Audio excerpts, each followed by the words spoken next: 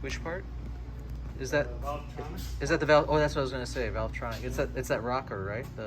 Yeah, it's like a. Here it is. So you see that right here? Okay, so it's like the an rocker? eccentric, isn't it? Yeah. There's an arm right there, and then that controls the valve lift right down there. So that this arm will actually move the this little electric motor right here, Yes. and then it moves his gears, and then it pushes that up and down.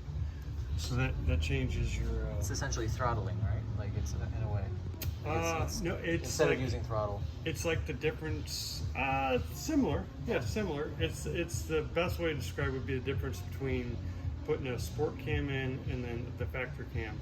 So when this thing moves, it creates a higher lift, like a big cam to really open up those valves. Yeah. And then if it wants to run efficiently, it just pulls that back and it's got lower lift. And that probably increases swirl too, right? With the smaller lift, because you got the velocity to be high. I don't know how they have that engineered on as far as on the fluid dynamics going down into the intake chamber. I mean, they also a lot of times use different intake runners that will change. Right. They'll change the length of the intake runner. There's a lot of different ways they kind of mess around with that. Normally, I haven't seen when they cast the heads. They normally don't, from what I can see, put any effort into trying to make it swirl or do anything interesting, you know? Like normally their performance places can go through and get a few extra horsepower by they'll do notching and not necessarily changing the shape, but streamlining it, kind of, you know. almost guiding the air and like small. Yeah. Because you end up with some casting irregularities. Yeah, I got you.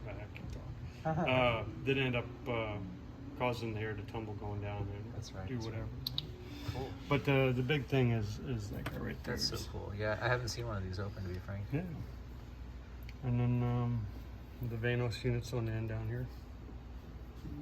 Nice. These guys have there's solenoids down right here and here.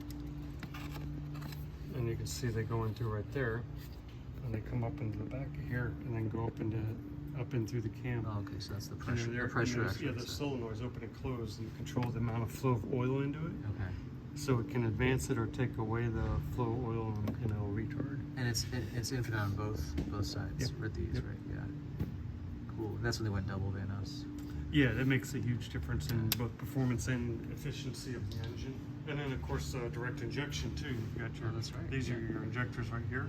So instead of port injection over there, they're fired straight into the cylinder. So it's got all the tricks. Yeah. Awesome. Including carbon buildup on the intake valve because of that. Yeah, that's the other party trick. So that's the bummer of it. But, I mean, that's, remedied 60 to 80,000 miles, doable enough last year. Yeah. Cool. Thanks for the tour. Yeah.